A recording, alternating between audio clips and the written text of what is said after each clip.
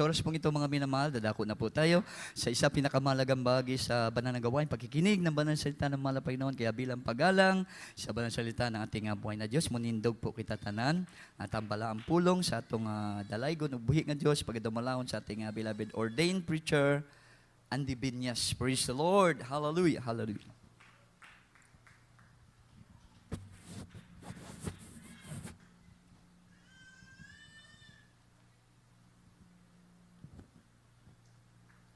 God bless you, the beloved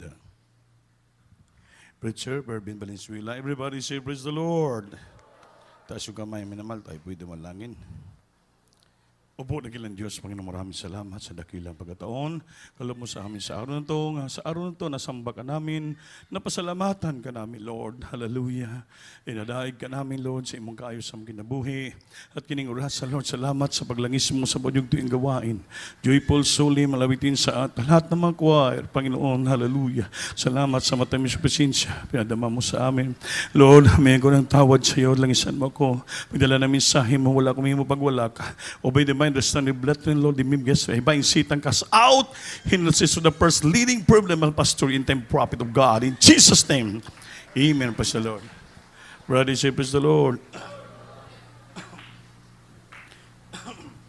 First of all, the highest praise, glory, honor, thanksgiving, and majesty only to our loving God, our dear Savior, and I give double honor and respect to our dearly beloved noble evangelist. Well, the talent be the name the prophet of our loving God, and always remember and cherish the blessed memories and the precious teaching of beloved son Pastor Lina Almeida and all beloved children po. And I greet also my beloved wife, my children, my co-workers, my co-workers, all of you, sa lahat po ng mga kapatiran ni Agaron, at sa lahat nating mga webcast viewer po nood sa buong bansa at sa buong daigdig. Everybody say, praise the Lord. Praise the Lord. At mga minamahal, tayo po ay mag-aaral salita ng Diyos. At sa araw na ito, mga minamahal, ay ating pag-aralan ay tawag na the half-hearted obedience. Half-hearted obedience. Kalahating puso lang na mamang na pagsunod. Amen? The half-hearted obedience. Kalahating puso lamang ang pagsunod. Amen? Amen. Ngayon po, yung ating bersikulo, ito po'y makita natin sa the book of Jonah. Jonah po, isang propeta ng Diyos. At itong istorya po ay nahitungod kay Jonah. Amen? Amen? Sabi nga dito, when it comes to walking with God, there's no doubt that one of the central issues is obedience. Kung pag-usapan natin ang pagsunod sa ating mahal na Panginoon, ay walang pag-alinlangan, isa ito sa pinaka-sentro nga isyo ay ang gitawag na obedience, ang pagsunod. Amen? Ano ba sa obedience ng Bisaya? Matinud-anon. Tama ba? Ha? Tama? Ha? Pagka masinugtanon. Palakpak. Ang obedience pala ay pagka masinugtanon. Mga milang. Kaya sabi, ulitin ko, when it comes to walking with God, there's no doubt that one of the central issues is obedience. Ang pagka masinugtanon. Amen ba? Amen. God has expectation. Ang Diyos na may gin-expect sa atin. And because He has those expectation, we have choices to make. God didn't create a universal pool of doubts. Of robots. He has given us the ability to choose whether or not we will obey Him. Ito sabi dito. Ang Panginoon po mayroon siyang inaasahan sa atin. Sa magitan itong pag-aasa, naasa ng Diyos sa atin ay gagawa tayo ng sarili nating pagpipili, pagpapasya. Amen ba? Amen. Kaya hindi naman tayo ginawa ng ating Panginoon nga maging universal robot tayo. Alam mo naman yung robot, pag susian mo, diretso lang, kahit mabangga. Hindi naman tayo robot. Amen? mayroon tayong tamang pag-iisip. He has given us the ability, nigyan tayo ng ability, to choose, pumili, whether or not we will obey Him. Pumili, sumunod sa Niya, or hindi, ayaw natin sumunod sa ating pinakamahal na Panginoon. This story tells about the life of Prophet Jonah. Si Jonah po ay nag-struggle sa issue na to, na ginatawag na half-hearted obedience. Kalahating puso lamang na matinumanon, pagkamasinugtanon. Naintindihan nyo ba? Pero hindi man nyo maintindihan. Itong istorya ay isang propeta, tao ng Diyos, nga may malaking tawag, is a great calling of his life. But, who didn't want to obey God. Ngunit ayaw niya talagang sumunod sa ating pinakamamahal na Panginoon. Amen ba? Pakibasa sa Biblia, the book of Jonah. Jonah chapter 1, verses 1 up to 3. This is the mission of God to Jonah. Libro sa Jonas, Kapitulo 1, versikulo 1 hangtod sa 3. Karon ang pulong sa Ginoo midangat kang Jonas, ang anak nga lalaki ni Amitay, nga nag-ingon, Dos, tumindog ka, umadto ka sa Ninibe kanang dakong syudad, ug suminggit ka batok ni ana, kay ang ilang pagkadautan midangat sa akong atubangan. 3. Apan si Jonas mitindog aron sa pagkalagyo paingon sa Tarsis, gikan sa tubangan sa Ginoo. Ug siya milugso ngadto sa Hupi ug nakakaplag og usa ka sakyanan paingon sa Tarsis, busa mibayad siya sa iliti ni ana ug misakay ni ana aron sa pag-adto uban kanila ngadto sa Tarsis gikan sa atubangan sa Ginoo. Amen. Praise the Lord. Hallelujah.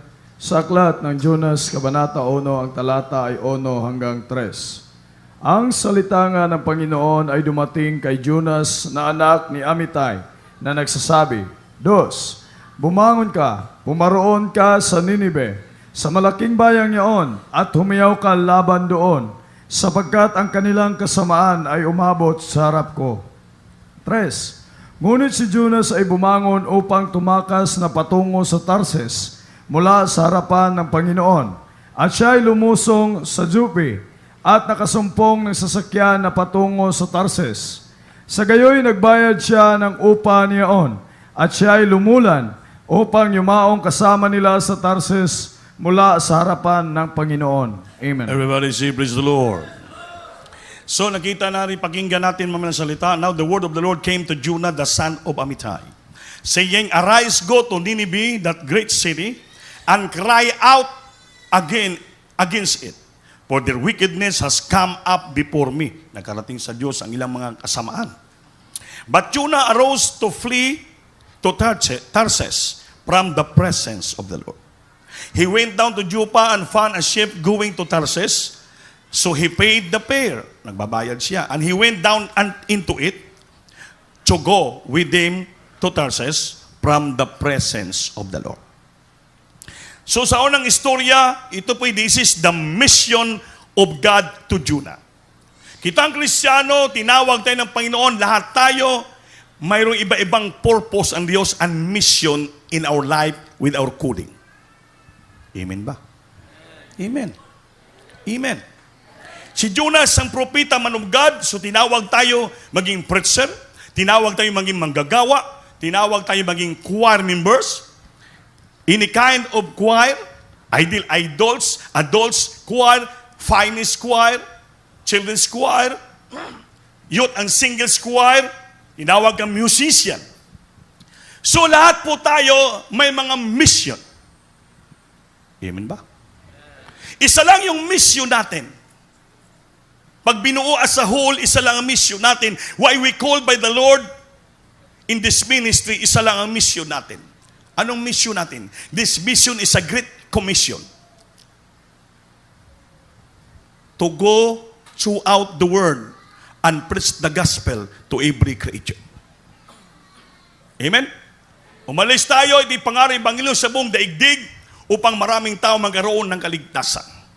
When we are in the church, we are authorized and mandated by our loving God to go and preach the gospel. Although you are not a preacher, you are not a preacher, or you are not a pastor, you are entitled to go and preach the gospel because you are belong in the church of the living God.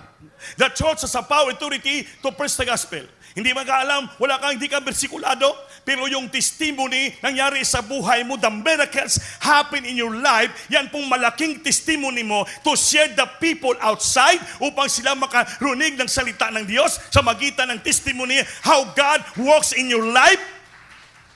I-testify mo sila upang sila madala mo dito. Dahil ang testimony mo sa buhay, malaking bagay na sabihin mo sa mga tao nga ang Diyos na pinaglingkuran mo, buhay at makapangyarihan.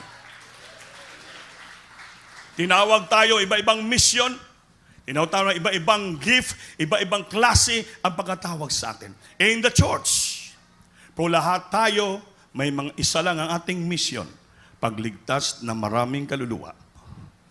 Amen ba? Amen ba?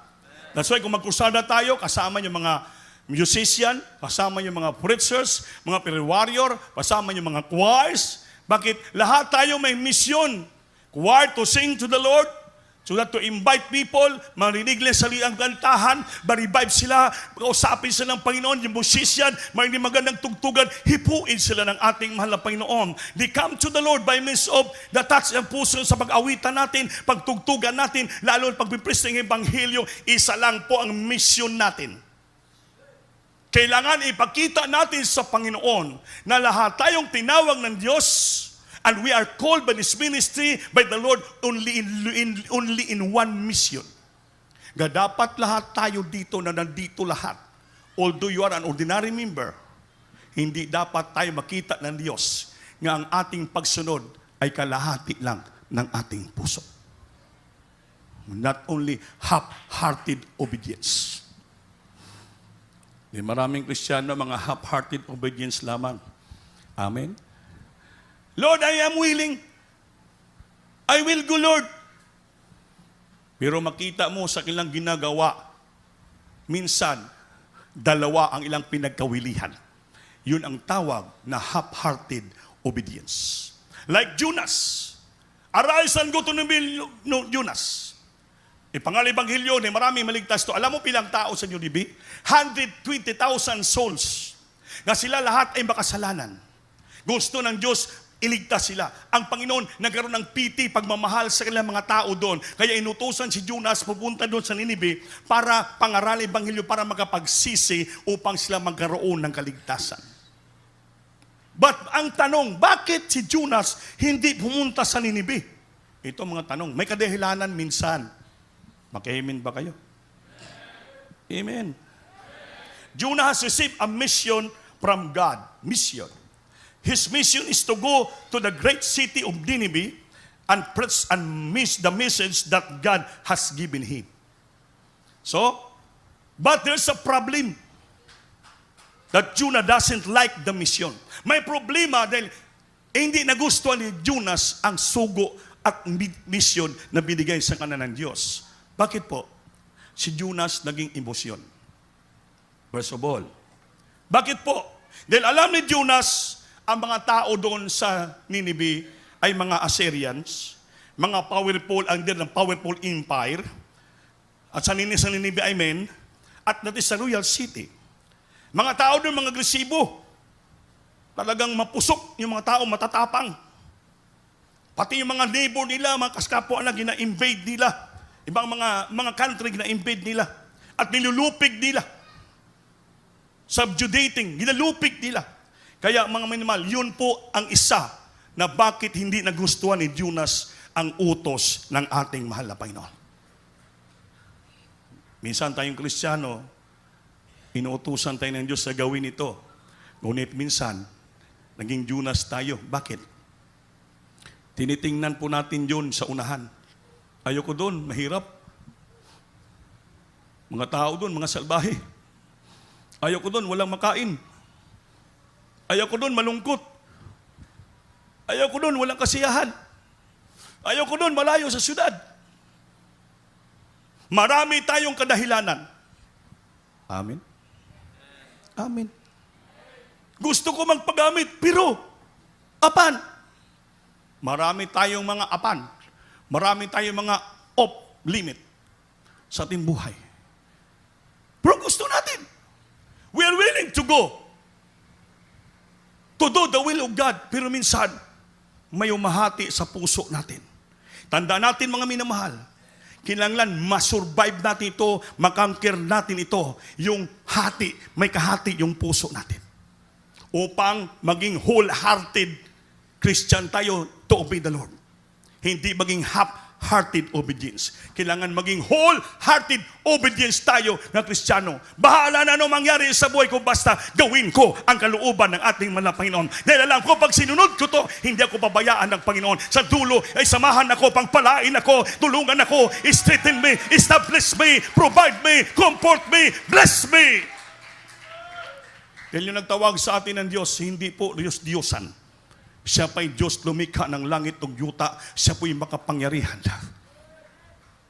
Ang sanlibutan ito, kontrol niya. He control His vast domain. Kayang-kaya ng Diyos i-control ang lahat ng bagay. Pag sumunod tayo, pagpapalain tayo ng ating mahal na Panginoon. Everybody say, praise the Lord. Praise the Lord. Yan pong nangyari kay Jonas. In verse 2 sa ating binasa kanina, it says that wickedness of the people of Nineveh has come up before God Himself. Ang mga kasamaan, kasalanan ng mga tao sa Nineveh, nakarating sa Diyos. Ibig sabihin, nakikita pala ng Panginoon yung kasamaan ng mga tao. Dahil yung Panginoon, hindi siya bumaba dito para sa mga matuwid, kundi para sa mga makasalanan. Upang silang lahat lumapit at magbaglig loob sa kanyang paanan. Everybody say, praise the Lord. God called not for the righteous, but for the sinners, for repentance. Kaya nakikita ng Panginoon, tayo ang gamitin ng Panginoon sa mga taong masama sa sanglibutan ito. Hindi lang si Jonas, lahat tayong Kristiyano, inuutosan ng Panginoon. Umalis, mangaling Ebanghelyo, magpatotoo, ipakita natin yung liwanag sa kanila nga tayo buo ang puso natin sa pagsunod natin sa kalooban ng Diyos. Hindi po kalahati lang ang ating pagsunod. Dahil hindi naman magbigay ang Panginoon ng kalahati na blessing sa atin, buo palagi. Amen ba? Amen? Hindi po kalahati ang magbigay ang blessing, Panginoon, buo ang ibibigay sa atin. Dapat po buo rin ang puso natin sa pagsunod sa kalooban ng ating pinakamamahal na Panginoon. Palakpak. Kaya ito pong nangyari kay Jonas. Because of the sin of Assyrian, God has judged them. And some disaster has come upon them. Kaya mga minamahal, husgahan sila ng Panginoon dahil sa kasalanan ginawa nila. Mga minamahal. Oh, we don't know what form of disaster took. It doesn't really matter. Walang pakialam Diyos kung anong klaseng disaster nangyari sa buhay nila, ano mga kasamaan nila, mga minamahal. What matter is that God sees it and He has compassion for them. Hindi tinitingnan Diyos anong kasamaan ng tao, anong disaster dumating sa buhay nila. Mga minal, ang tinitingnan ng ating mahal na Panginoon, hallelujah, nga mahabag ang Diyos sa kanila. Amen. No, what matters is that God sees it and He has compassion for them. Naawa, hindi niya titingnan yung ginagawang kasamaan, ngunit ang Diyos naawa sa kanila. Dahil sa patuloy ang paggawa ng kasamaan sa buhay.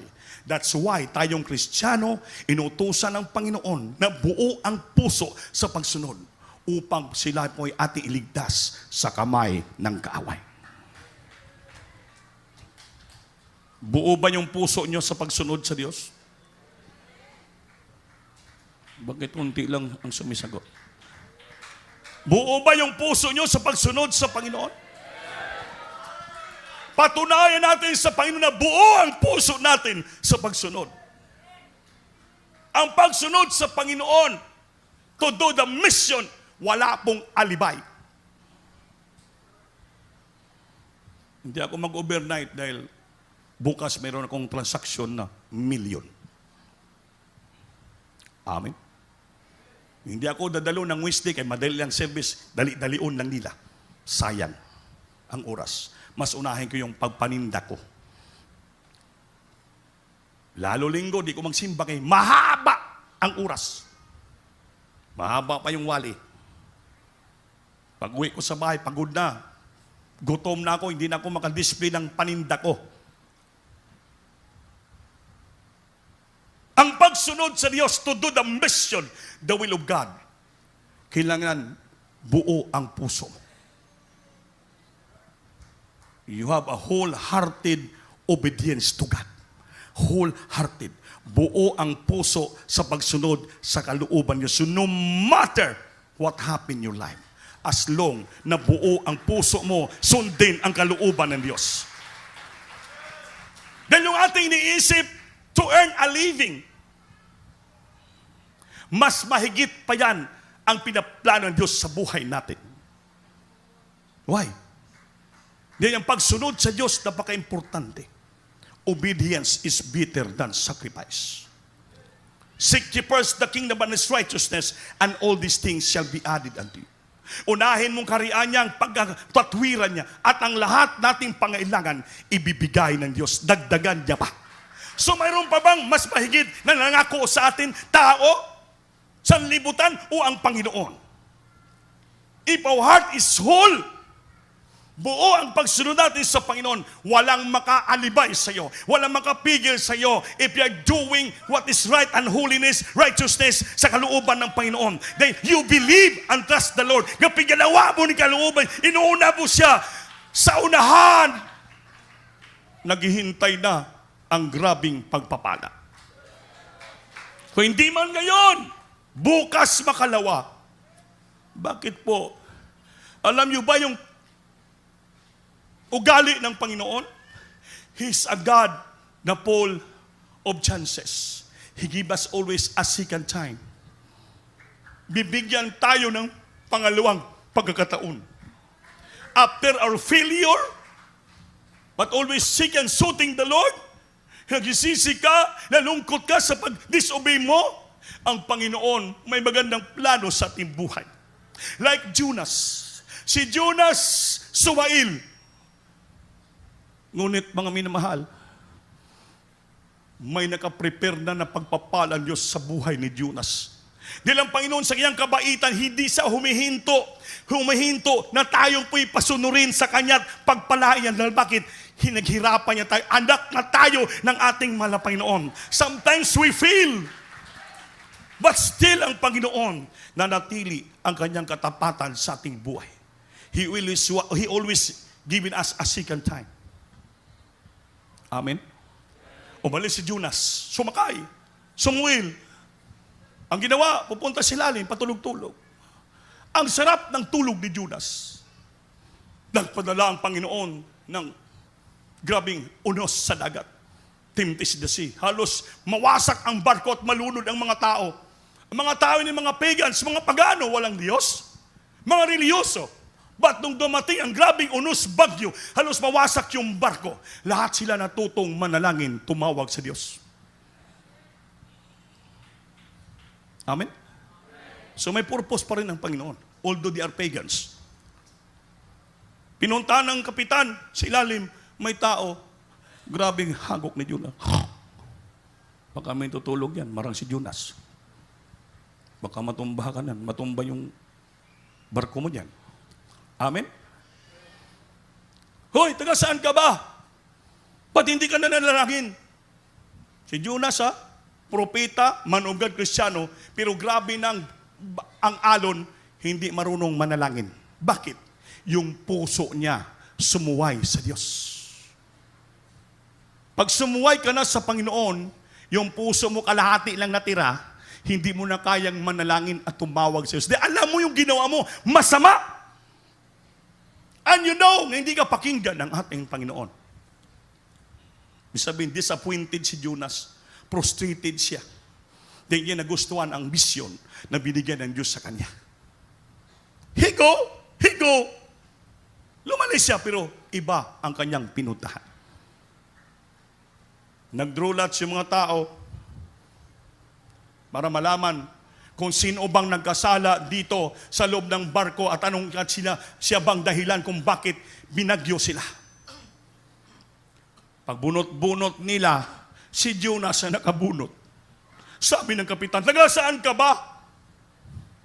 Sabi ako, Hebrew, anak ng Diyos. Ha? Ba't hindi ka marunong manalangin?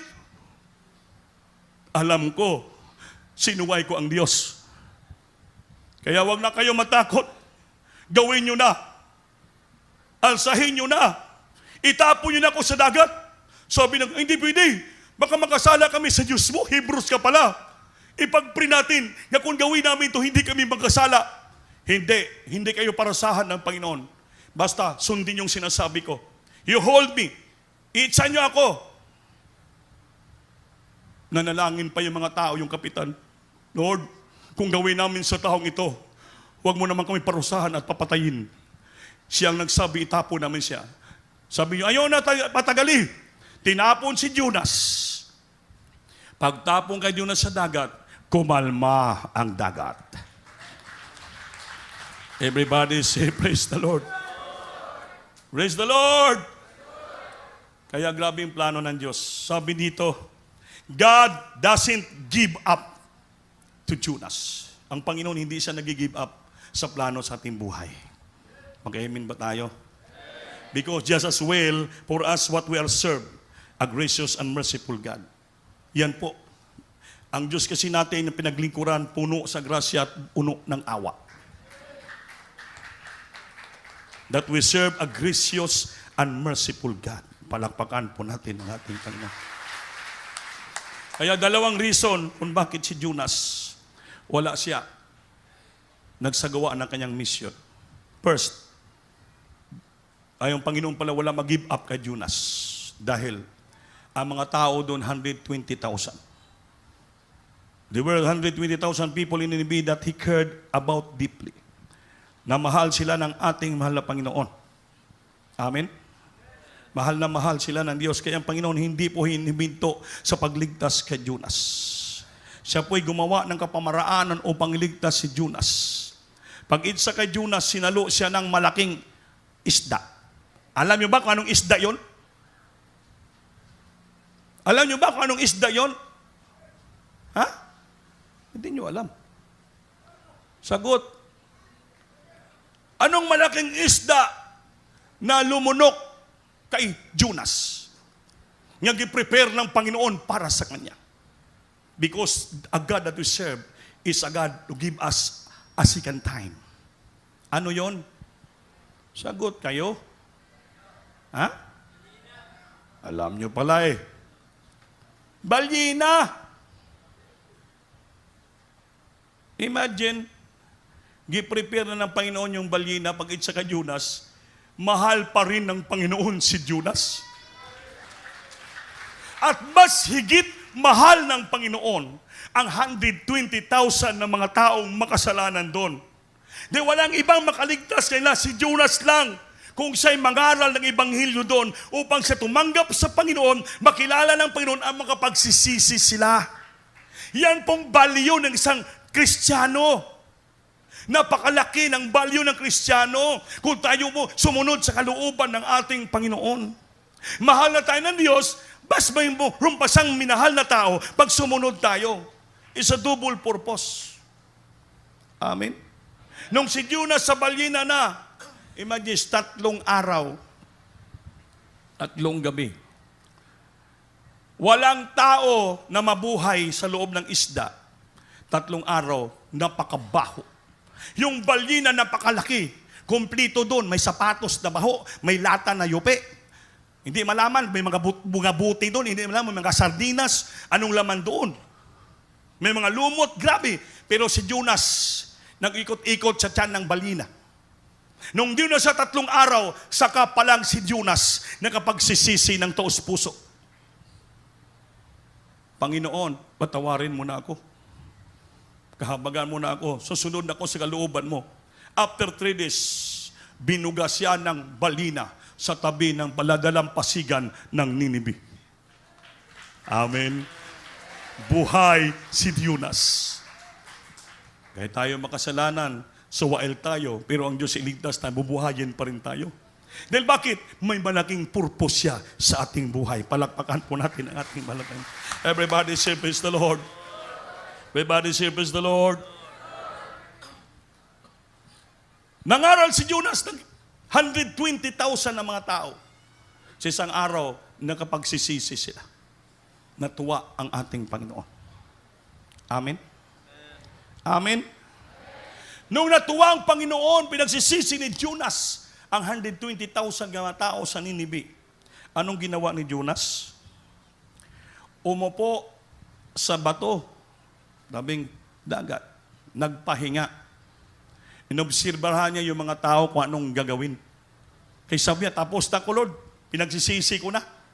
Pinahirapan pa rin mo ako. Grabe ginis Jonas.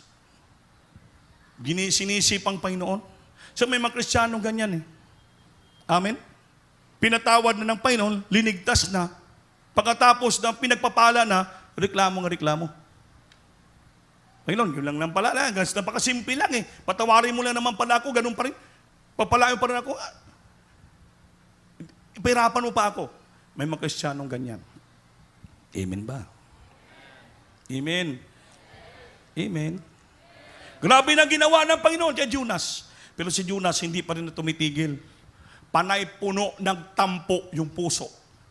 Puno ng diskurahe ang puso. Hindi maintindihan si Jonas. Bakit po? Dahil yung puso ni Jonas, kalahati lang ang pagsunod sa ating mahal na Panginoon. Napilitan lang siya, pero still ang Diyos, He is merciful and gracious God. Mapagpatawad siya. Inuunawa pa rin tayo ng ating mahal na Panginoon. He always given us a second chance. Because our God that we serve is a God that full of chances. Pero huwag natin nabusuhin ang pagkabaitan ng Diyos. Mapalakpakan ba natin ang Panginoon?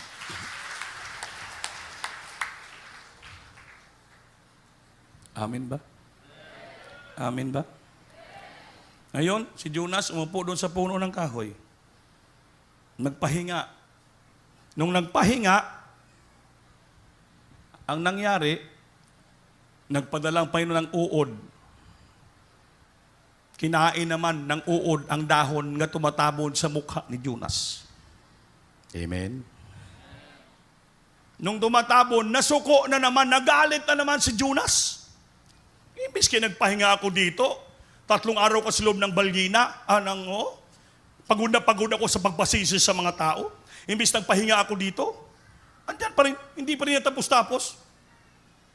May uod pa rin, kinain pa rin yung dahon. Nainitan naman yung ulo ko. Amen. Amen.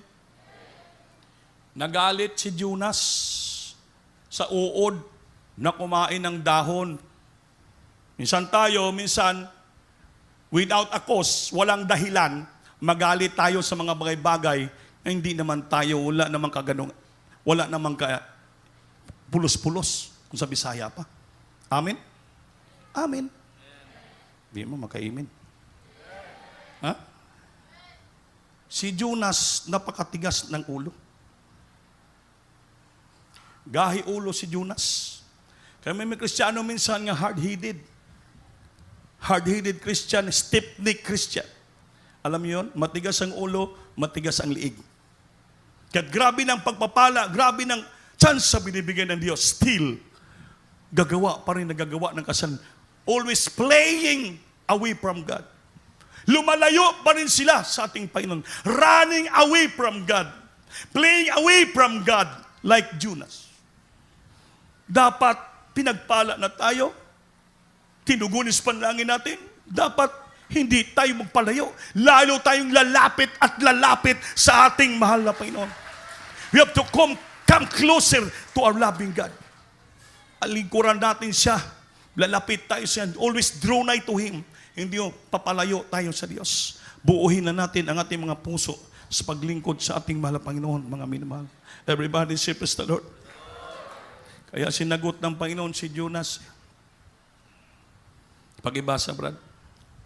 Jonas chapter 4, verses 6 up to 8. Libro sa Jonas, Kapitulo 4, versikulo 6 hangtod sa 8. Ug ang Ginoo nga Dios nagandam usa ka tabayag ug gihimo kini nga malambuon labaw kang Jonas aron kini makahatag og landong sa iyang ulo Amen. sa pagluwas kaniya gikan sa iyang daotang kahimtang. Tungod niya na si Jonas nagmalipayon sa hilabihan gayud tungod sa tabayag city. Apan giandam sa Dios ang usa ka ulod sa diha nga Oo. mi banag-banag ang kabuntagon sa sunod nga adlaw ug gisamaran niini ang tabayag sa pagkaagi nga kini nalaya. 8. Ug nahitabo sa diha nga misidlak na ang adlaw nga gihikay sa Dios ang usa ka mainit nga hangin sa sidlakan. Ug ang ulo ni Jonas gihampak sa kainit sa adlaw. Sa pagkaagi nga siya naluya ug naghangyo sa iyang kaugalingon nga siya buot magpakamatay ug miingon, maayo pa alang kanako nga magpakamatay kaysa mabuhi ako. Malagpakan natin Diyos, paminamahal. Pag-ibahas Tagalog. Praise the Lord. Sa aklat ng Jonas, Kabanata 4, ang talata ay 6 hanggang 8. At naganda ang Panginoong Diyos ng isang halamang kikayon at pinataas sa itaas ni Jonas upang maging lilim sa kanyang ulo, upang iligtas siya sa kanyang masamang kalagayan. Sa gayoy, natuwang mainam si Jonas dahil sa kikayon. 7. Ngunit naganda ang Diyos ng isang uod ng mag-umaga, ng kinabukasan at sinira ang halamang kikayon na anupat na tuyo. 8. At nangyari nang sumikat ang araw na naganda ang Diyos ng mainit na hanging silanganan at sinikatan ng araw ang ulo ni Jonas na anupat siya'y ng lupaypay. At hiniling niya tungkol sa kanya na siya'y mamatay at nagsasabi, mabuti sa akin ang mamatay kaysa mabuhay. Everybody say, praise the Lord. Palakpakan natin Diyos, Pamel. Tingnan mo. Ang Panginoon ang naghanda ng tanim at uod para kay Jonas. Yung ating buhay Kristiyano, tandaan po natin, habang gumagawa tayo at sumusunod sa Panginoon, hindi natin namalayan ang Panginoon nagsusubaybay sa atin. Everybody say, praise the Lord. Sa mayroong pagpapala, mayroong ding pagsubok dumarating. Bakit pintulutan ng Panginoon? Para lalo natin ma-realize ng lahat ng bagay dito sa lupa na dumating sa ating buhay, iyan po ay kalooban ng Diyos at wala tayong dapat i-question. Amen. Dahil gusto ng Panginoon, buuhin ang puso natin sa pagsunod sa Kanya. Walang pag-alinlangan. Walang pag-murmuring. Wala. Yan ang gusto. Si Jonas, puro murmuri. Ang sabi niya, mabuti pa mamatay na lang ako kaysa mabuhay. Frustrated nga preacher. Sa may mga frustrated po nga preacher ba? Amen. Amen. Sino mga frustrated nga preacher yan? Na ba? Murag si Robert naman siguro. Everybody say, praise the Lord. Praise the Lord. Ha? Hindi niya nakita ang gawa ng Diyos sa buhay niya. Nga hihimalaan siya, sinagip siya sa dagat nga mamatay na, gipreparahan sa ng Diyos ng balgina upang makapagsisi para mapatuloy niya ang misyon nga gusto niyo sa Kanya, nakapagsisi sa mga tao, din gipreparahan pa rin siya ng tanim, mga minamahal, para sa makapagpahinga. Pero siyempre, subukin pa rin ng Panginoon kung na dyan pa ba sa puso ni Jonas yung mga pagbahay at mga pagtampo at pag-question sa ating mahal na Panginoon.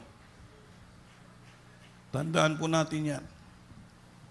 Magandang tanim, malapad na dahon, pero nagtataka sarap ng tulog ni Jonas. Kinaumagahan, binibating na uod. Nasira ang dahon na laya. Nainitan naman si Jonas, danghina siya. Kaya sabi niya, bakit masarap ng tulog ko may uod pa? Mabuti pa magpakamatay na ako kaysa mabuhay. Amen. Minsan mayroong Kristiyano ganun. Lord, hindi mo naman ako tinugon. Hindi na ako magsamba. Di na ako magbigay. Ayaw ko na. Babalik na ako sa aming reliyon. Ganon pa rin sa Ismokosid. Sabi katotohanan buhay, ang Diyos makapangyarihan, grabe pagpapala. Wala man. Doon na lang kami, pari-pariho lang naman sa Diyos yan. Hindi po pari-parihas. Dahil yung nagligtas kay Jonas, ang nagutos kay Jonas, isa lang ka Panginoon. Ang nagligtas kay Jonas sa balyan, isa lang na Panginoon. Ang gumawa ng tanim, isa lang ka Panginoon. Ang gumawa ng uod, ganun pa rin nga Panginoon. Ang nagligtas kay Diyos, Panginoon pa rin. Siya lang ang utor ng ating panampalataya. Siya rin nagtatapos sa ating panampalataya. At siya rin po magdala sa atin sa buhay na wala hanggan. Wala ka ng ibang Diyos pang puntahan. Wala ka ng ibang kongregasyon pang puntahan. Wala ka ng ibang reliyon pang puntahan. Nga katulad dito ng Ismokosid. Hallelujah. Pangit-igaranti ko po sa inyo, mga minamahal. Dito maraming pagsubok, maraming trials, marami ka nakikita dito. Na katulad Jonas, magtampo ka, magbahay ka, madiskurahe ka, mga minamahal. Ngunit still, buhay ang Diyos dito at makapangyarihan. Dahil sabi ng prinsipyo ng Berkules, all things work together for good to them that love the Lord. Sa una, hindi po, it doesn't mean nga all these good things na lang darating sa buhay natin. Mayroon ding bad things. Ngunit tindaan mo na lang yung pangako ng Diyos sa dulo. Ang lahat ng bagay mabuti sa lahat na umiibig sa Panginoon at sa Kanyang nagmamahal sa Kanya o yun sa Kanyang purpose at layunin. May purpose, may layunin Diyos sa ating buhay. All things work together for good to them that love the Lord. To them that love the Lord. Sa mga nagmamahal sa Panginoon. And according for those who love Him. And according to His purpose. According to His purpose. Hindi po sa ating purpose, kundi purpose ng Panginoon. Bakit nangyari kay Jonas? That is the purpose of the Lord in this life. Amen? Everybody say, praise the Lord. Huwag ka kagad mag-jump into conclusion. Pag may dumating sa buhay mo katulad kay Jonas, don't jump into conclusion kagad. Huwag ka kagad maglukso na maghusga ka na sa buhay mo like Jonas. Na mabuti pa mamatay na lang ako kaysa mabuhay. Bakit kung mamatay ka ba? Sinong may-ari ng buhay? Ang tanong. Sinong may-ari ng ating buhay? Sinong nagbibigay ng ating hiling at buhay? Kita ba? Sino bang nagdudugtong ng buhay? Kita ba? Ang nagdugtong ng buhay natin, ating buhay nagbubula sa isa lamang ka Diyos nga makapangyarihan ang ating Panginoon si Kristo. Tandaan po natin, mga minamahal. Everybody say, praise the Lord. Anong sabi ng Panginoon kay Jonas? Pakibasa. Jonas chapter 4 verses 10 up to 11. Basahin niyo, mga minamahal. Libro sa Jonas, Kapitulo 4, versikulo 10 hangtod sa 11. Kung ang Ginoo miingon, ikaw may kaawa alang sa tabayag. Nga tungod niya na ikaw wala maghago bisan sa pagpatubo kaniya. Ulitin. Atong utrohon sa versikulo 10. Ang Ginoo miingon, ikaw may kaawa alang sa tabayag. Nga tungod ni ana, ikaw wala maghago bisan sa pagpatubo kaniya. Nga miturok sa kagabion ug namatay sa sunod nga gabi. 11. Ug dili ba di ay bation ko ang kaawa alang sa Ninibe? Kanang dakong syudad, diin na nagpuyo ang kapin sa usa ka gatos ug kaluhaan kalibo ka tawo, nga dili nga ni makaila sa kalainan sa ilang tuong kamot ug sa ilang kamot nga wala. Ug atua usab ang daghang mga kahayupan. Amen. Hello. Praise the Lord. Hallelujah. Sa aklat ng Jonas, Kabanata 4, ang talata ay 10 hanggang 11. At sinabi ng Panginoon, ikaw ang nanghinayang sa kikayon na hindi mo pinagpagalan Amen. o pinatubo man, na sumampa sa isang gabi at nawala sa isang gabi. 11. At hindi baga ako manghihinayang sa Ninibe, sa malaking bayang yaon, na mahigit sa 120,000 katao, na hindi marunong magmuni-muni ng kanilang kamay at ng kanilang kaliwang kamay, at marami ring hayop. Amen. Palakpakan mo natin, Diyos. Sinumbatan ng Panginoon si Jonas. Bakit naawa ka sa dahon nga hindi man kang nagpatubo? Nga kung ako man ang magbuot kung mamatay sila ngayon at bukas, gabi iwala na. Lalo ako naawa sa mga tao sa Ninibe. Gaya ka wala ka maawa. 120,000 nga mga tao makasalan sa Ninibe na hindi alam kung saan mong paroon, saan mong parito. At silang maraming mga livestock, mga kahayupan. Alam mo kung sumunod si Jonas ng maayos, si Jonas maging milyonaryo ditong lagara sa Ninibe. Bakit? Ang mga tao doon, mga morons, ibig sabihin, walang tamang utak. Hindi alam kung saan pupunta. Walang mag-guide sila, pero napakaraming livestock sila. Kung ginawa si Nuno Joseph ng ni Jonas ng maayos, si Jonas naging mayaman dun. Kaso si Jonas, hindi niya iniisip. Wala siyang pagmamahal, wala siyang malasakit. Wala siyang iniisip na ano paman, parang blackout ang isipan niya. Sabi ng Biblia, si Jonas, tao ng Diyos, pero makitid at maliit yung utak. That's why hindi niya nakita ang magandang pagpapala ng Diyos sa buhay niya. Kaya dapat tayong Kristiyano, palawakin natin ang ating pag-iisip. Ang titingnan natin, hindi lamang yung dito sa harapan natin nakikita. Yung araw-araw. Titingnan natin sa unahan, hindi natin nakikita. Our future sa unahan ang titingnan natin, na someday, lahat tayo magmana ng buhay na walang gan.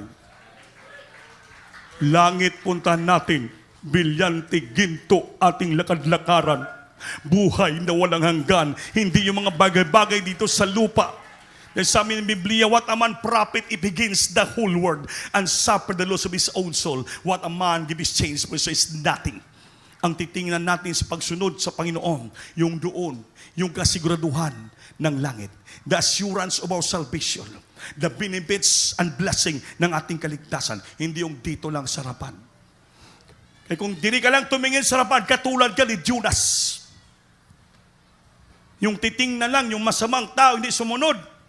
Pero binigyan pa rin siya ng second chance ng Diyos. Pinatawad siya, niligtas siya, mangaral siya. Pagkatapos, wala siyang pakialam. Pinabayaan yung mga tao, nagpahinga. Puro tampo ang puso. Puro galit, puro inis ang puso. Puro magmamaktol sa ating Panginoon. Puro question, complaining sa ating mahal na Panginoon. Pati yung tanim, kinikisyo, hindi naman siya nagbuhay ng tanim. Pati yung uod, hindi naman siya nagbuhay. Pati yung buhay niya, gusto niya nang kunin, magpakamatay na siya. Kaya siya sinumbatan ng ating mahal na Panginoon. Kung ikaw wala kang nagmalasakit ka sa dahon lang, hindi ka nagmalasakit sa 120 na kaluluwa, na hindi alam ang pupuntahan, na maraming pagpapala sila, nga dapat kung sumunod ka, grabe, mamuhay ka ng bilyonaryo doon, Judas. Everybody say, praise the Lord. Dahil yung Panginoon iba. Pag tinawag ka ng Panginoon maglingkod, sa umpisa, magdanas ka ng kahirapan. Sino bang Kristiyano ito hindi dumanas ng pagsubok? Lahat tayo dumanas ng pagsubok. Para subukin tayo ng Diyos kung magmamaktol ka ba, mag-question ka ba, magbahay ka ba, magtampo ka pa katulad ni Jonas. Pero sunusunuran ka lang, ngayon ka mo nag-testify dito, na ngayon, binigyan ka mo ng sasakyan dubli-dubli. Binigyan ka mo ng tahanan. Binigyan ka mo ng negosyo. Binigyan ka mo ng pagpapala. Lahat, grabe yung pagpapala. Dahil sumunod tayo, naging buo ang puso natin. Wholehearted ang puso natin sa pagsunod sa ating Panginoon. Nang buo na kayo magbigay ng desyo perinyo, pinagpapala ka Diyos. Noon, ang binibigay nyo ng ikapulo lang. Dahil kayo walang pagpapala. Ibig sabihin noon, ang puso mo, half-hearted obedience pa. Ngunit natuto na kayo magbigay, sumamba, magbigay halaga ng pagkatawag sa inyo, naging wholehearted obedience na kayo. Ngayon, wholehearted naman ang puso ng Diyos. Binuho sa inyo ang mga pagpapala, material, financial, higit sa spiritual, higit sa lahat, magmana pa tayo ng buhay na walang hanggan. Kaya mga minamahal, sa oras na to, nawa nakabigay ka ng kunting aral sa mensaheng ito. Hindi tayo pwede maging half-hearted obedience. Kailangan maging whole-hearted obedience tayo sa Diyos. buo ang puso natin sa pagsunod sa ating mahal na Panginoon. Baka nag-iisip ka pa, mayroon ka pang iniisip na iba. Kayong pagkatawag mo, kalahati lang yung puso mo, hindi ka pagpapalain. Maging katulad ka ni Jonas. But God is calling us to wholehearted obedience. Ang Panginoon tumawag sa atin upang maging buo ang ating puso sa pagsunod sa Kanya.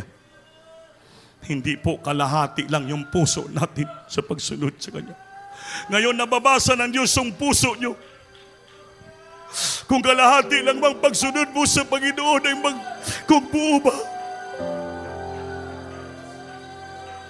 At marami ka pang question. Sarapan ng Diyos, tanggalan na. Papasukin mo banal ng Spirit. It's time to repent like Judas. Remove all complaining sa ating puso.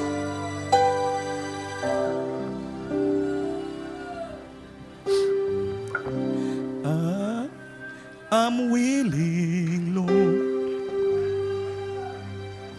Oh, I am willing, Lord, to be just exactly what you want me to be. I am willing, Lord. Oh, sabihin mo, I am willing, Lord.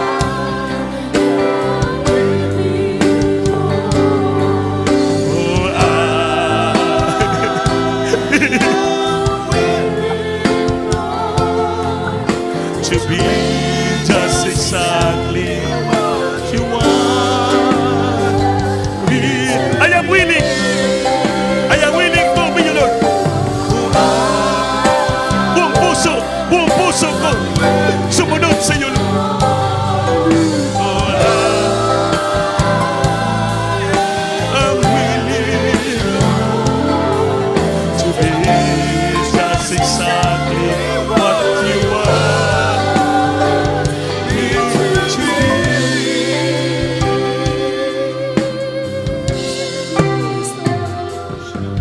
Oh, sometimes when sabtan nyo ang awitin na to. I don't feel around, oh Lord. Feeling so sorry for me. Not knowing that all to what you're wanting to see.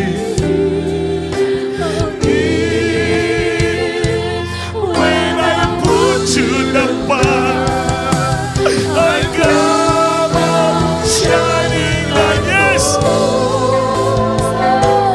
Oh Lord, please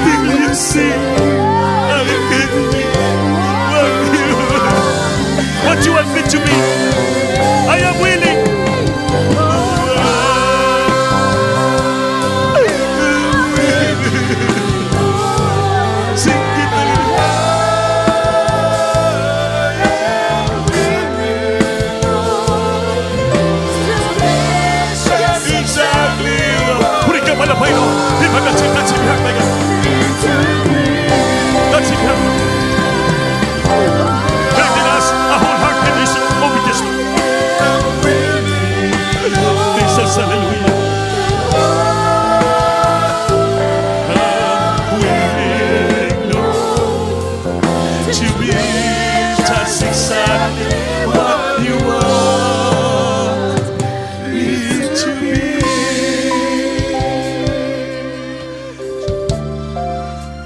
Hallelujah. Sing it, hallelujah.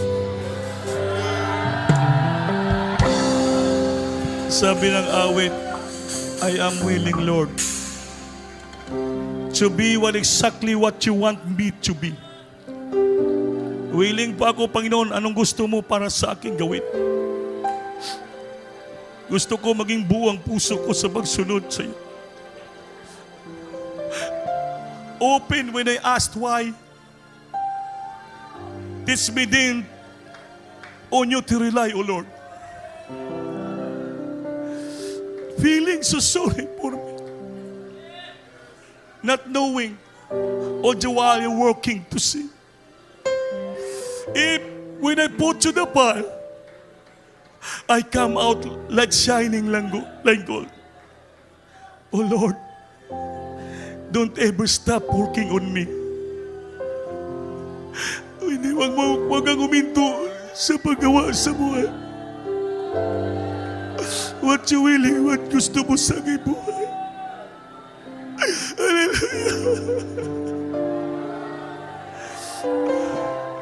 Create in me a wholehearted obedience, Lord.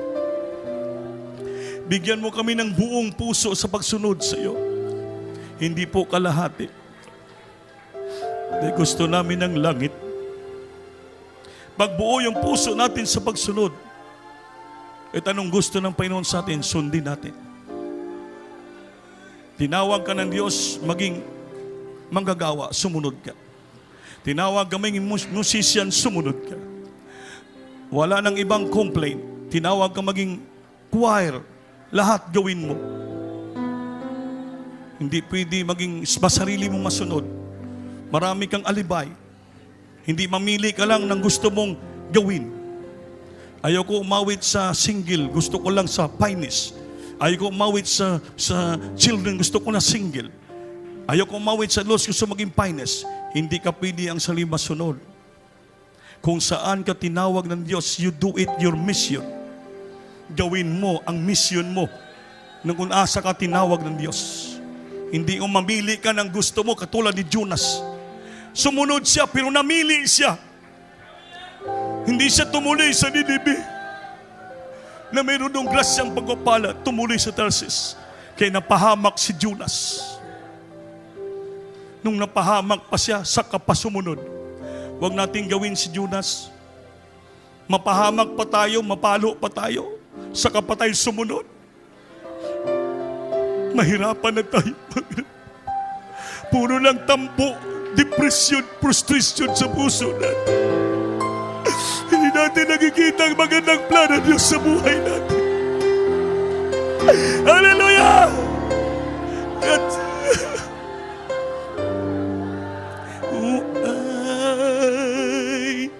I'm willing, Lord. I am willing, Lord, to be just exactly what you want me to be. Awitin niyo, galing sa puso. Oh, I am willing, Lord. Oh, I am willing, Lord, to be just exactly what you want me to be. I am willing. Oh, I am willing, Lord. I am willing, Lord, to be just exactly what you want me to be. To be just exactly what you want me to be. Sabdan yung awit niya. To be what exactly exactly what you want me to be. To be what exactly want me to be. Gawin mo, Lord, ang tama para sa akin, ng aking dapat gawin. Hindi ng sarili ko ang desisyon ang masunod. Because I am now a wholehearted heart to obey you. Kaya mamalalahanin yung kabutihan ng Diyos sa oras na to. Magsisi po tayo. Si Jonas nagsisi. Sa loob ng tiyan ng balina, pinatawad siya ng Diyos. Binigyan siya second chance ng Panginoon upang ma-revive, madasig. Magawa niya ulit ang misyon ng Diyos para sa kanya. Minsan tayo sumusuway. Tayo po'y nag-disobey sa gusto ng Diyos sa atin. Sarili natin masunod. Para tayong si Jonas, kalahati lang yung puso natin sa pagsunod. Ang kabila sa Panginoon, ang kabila sa labas. Hindi po pwede yan. Kailangan kong tinawag ka ng Diyos, buo ang puso mo sa pagsunod. Ibuka bibig mo, sabihin mo yung totoong pagsisisi sa oras na. Katulad ni Jonas, totoong pagsisisi. Tinuod niya pag hinulsul.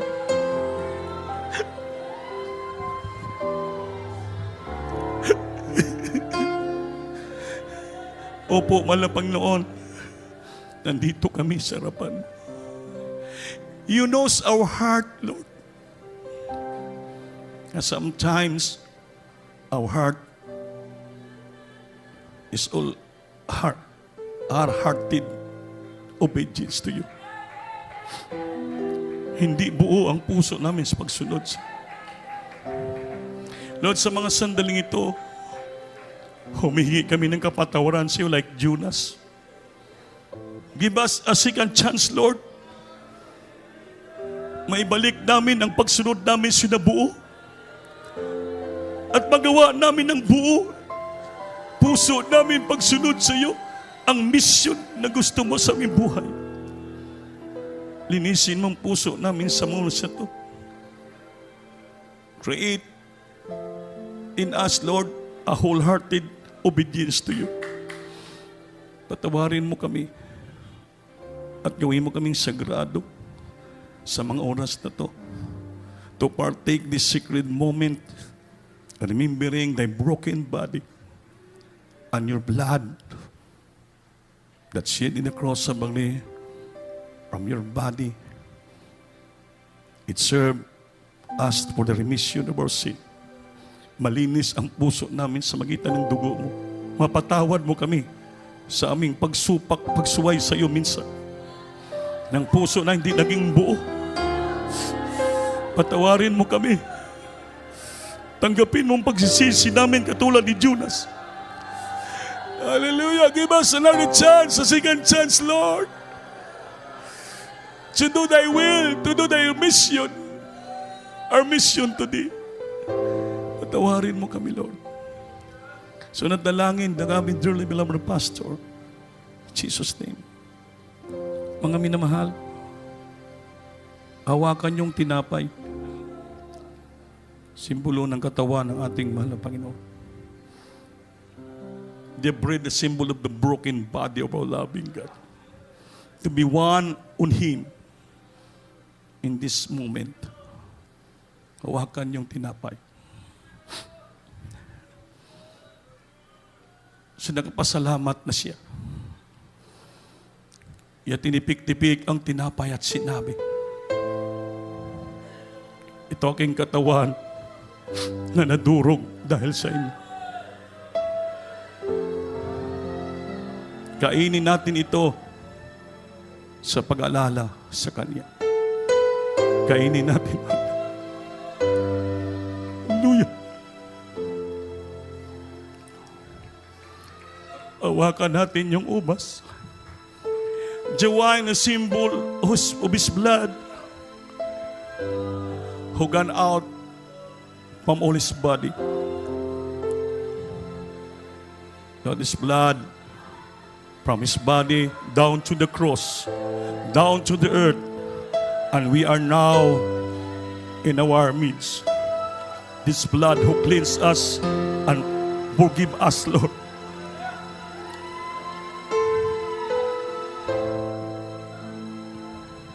Pagkatapos sa hapunan, iyang kinuha ang kupa at sinabi, itong bagong testamento ng aking dugo, gawain niyo ito sa palagi sa pag-alala sa akin. Inumin natin. Hallelujah!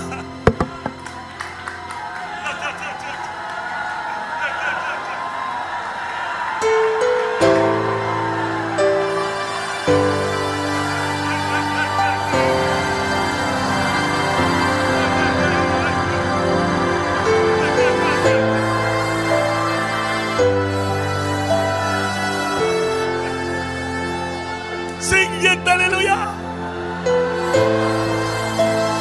Purihin ka, Lord. Thank you so much, Father. Thank you, Lord, for forgiving us, oh God, to build us, hallelujah, once again. The sweet holy presence, Lord. You created a wholeheartedness of obedience to thee, my God. Thank you so much, Father. We worship thee, we praise thee, we thankfully exalt thy great money for my Jesus, hallelujah. The holy and righteous God, full of love, mercy, compassion, full of forgiveness, Lord. Salamat. Salamat! You forgiven us, Lord. Pinatawad mo kami.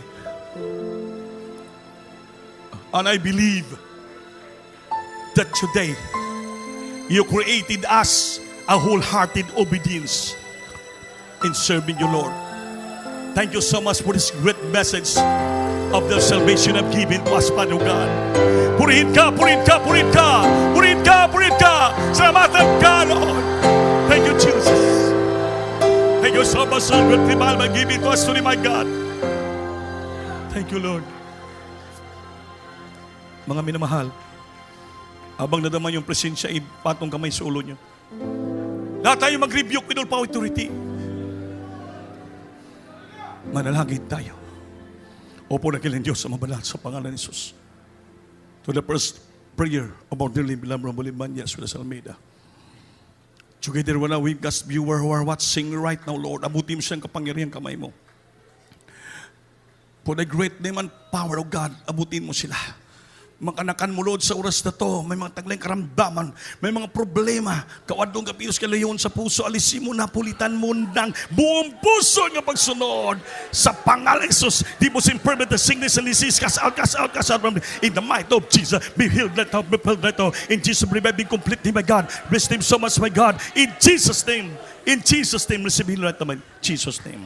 Hallelujah. Palakpakan natin Diyos, mga minamahal. Everybody say, praise the Lord. Lahat tayo tumayo. Taas yung kamay. Sumigyaw tayo ng malakas. Hallelujah, praise the Lord.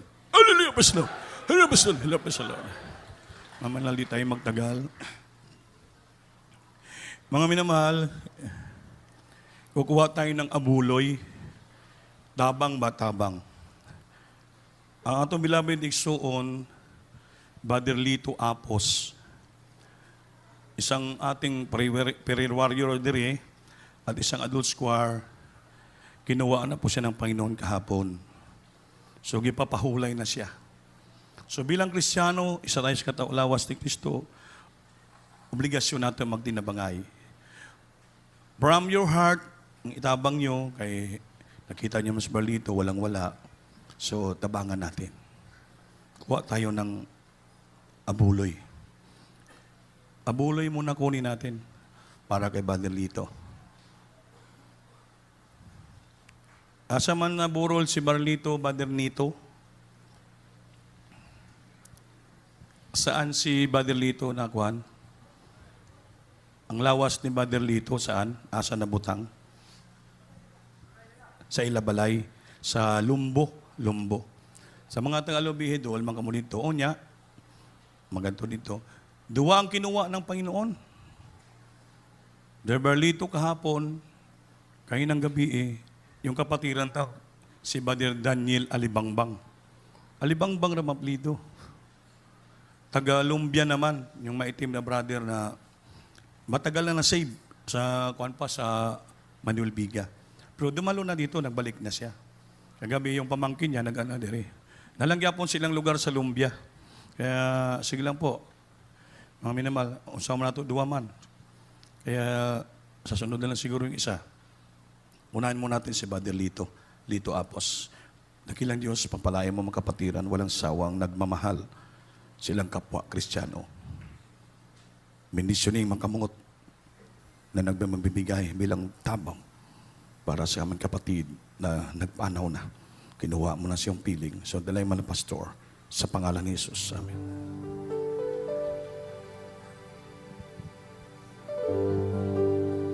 Bigay ka at ika'y bibigyan.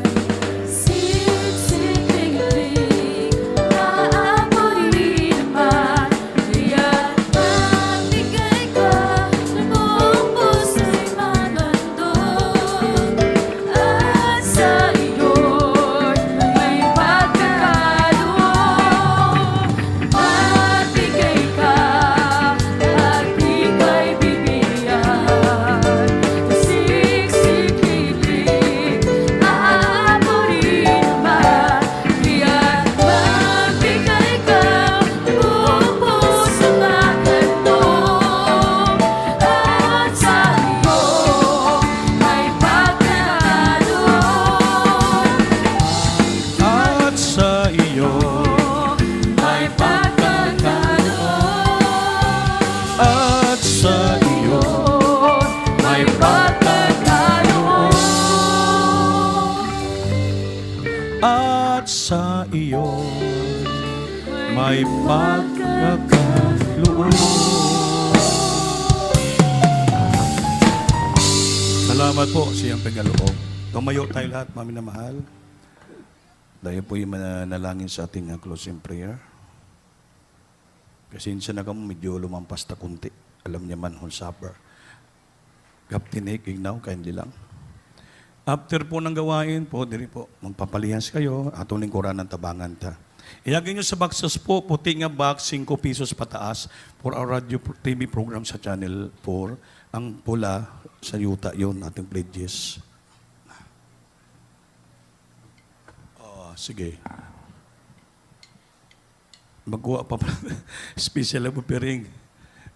Lain pa tong abuloy Lain pa tong special labo piring. Para sa dugang na nato ng mga bastusan. Pare, kung di kita magkuha, hindi kayo palanginan. Amin. Opo, malapay. Maraming salamat sa grasya biyaya na pinagalob mo sa among kinabuhi, Lord. Magpalain mong kapatiran, di nagsasawa, the expression of their love and gratitude to Thee, my God. Return the blessing to their life, silang buhay, pamilya. Panginoon, silang binibigay sa unang mga pastor sa pangalan ni Jesus. Amen.